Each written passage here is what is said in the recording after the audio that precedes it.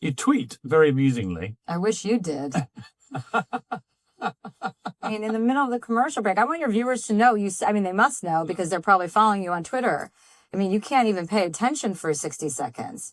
You're a terrible interviewer. Well, you just weren't keeping my attention. That's more an issue that's for you not than my me. problem. It is your problem. This is your show. You have to pay attention to the guests that you invited on your It's show. interesting enough. So this looks like two people arguing, but what you're actually watching is responsibility ping-pong played at like a championship level. And Chelsea Handler brought her A game. Now, as you're watching, don't worry about who's right. Just focus on and notice who's carrying the responsibility at any given moment, because one of them at all times is doing a lot more of the emotional lifting. You tweet very amusingly. I wish you did.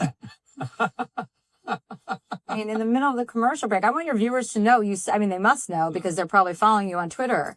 I mean, you can't even pay attention for 60 seconds. So notice here, she's not just calling out Piers, she's actually recruiting his own audience as witnesses. I want your viewers to know. That is such a power move. She's essentially saying, your people, they're all watching you fail at this thing right now. You're a terrible interviewer. Well, you just weren't keeping my attention. That's more an issue for you not than my me. problem. It is your problem. This is your show. You have to pay attention to the guests that you invited on your show. It's interesting enough. Not my problem. 3 words, that is all it took. At this point, most people would have launched into a defense saying like, I'm actually very interesting because X, Y, and Z. But Chelsea just doesn't. She's not playing that game at all. And you can literally see the responsibility floating back across the table like a slow motion replay return to sender. Piers frames attention as something Chelsea must earn, but Chelsea reframes attention as something that Piers must manage. That tiny shift is a game changer. So notice what Chelsea doesn't do. She doesn't defend, she doesn't explain, she doesn't justify. If she defended herself here, she would be accepting the responsibility and she'd instantly lose ground. Instead, she just knocks it back. Short, calm, definitive. And framing attention as something a guest needs to earn is a very common interviewer move. And with most guests, that pressure would work, but Chelsea does not take the bait. This is your show. You have to pay attention to the guests that you invited on your show. It's interesting enough. What a communication move.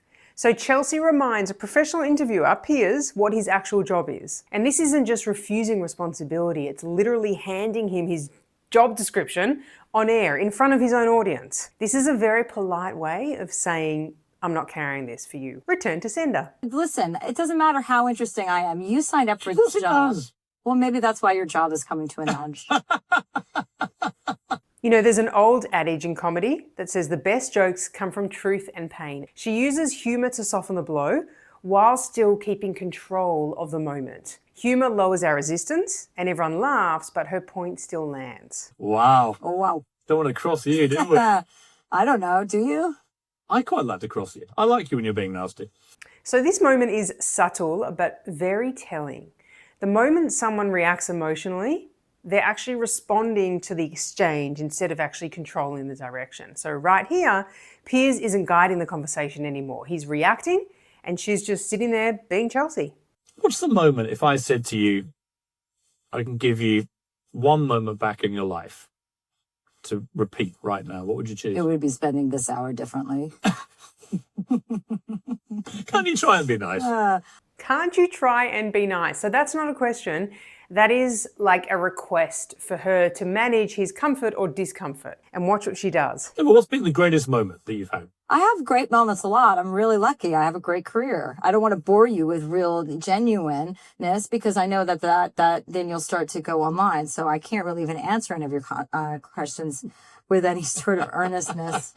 Such a fascinating response. So she's not saying she lacks depth. She's saying that sincerity requires the right conditions, which positions her as self-aware and the environment as a mismatch. Yeah, but what's been the greatest moment that you've had? I have great moments a lot. I'm really lucky. I have a great career. I don't want to bore you with real genuineness because I know that then you'll start to go online. So I can't really even answer any of your questions with any sort of earnestness.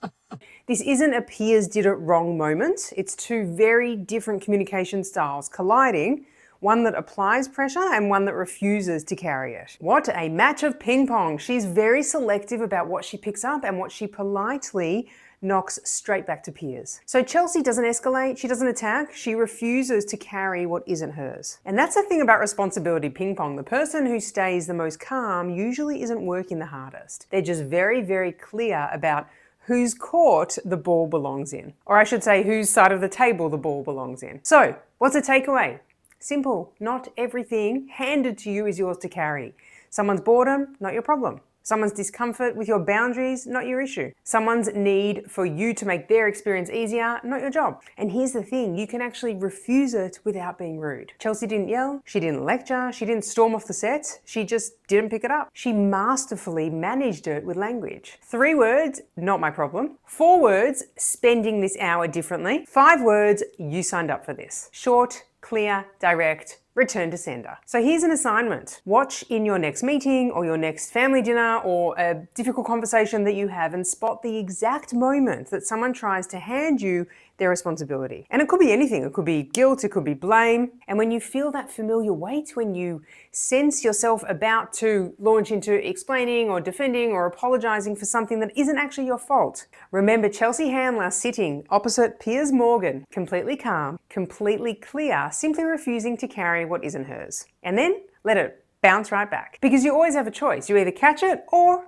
return to sender. If there is a conversation you want me to decode, drop it in the comments below. It can be an interview, panel discussion, a speech. Let me know. Thanks for watching.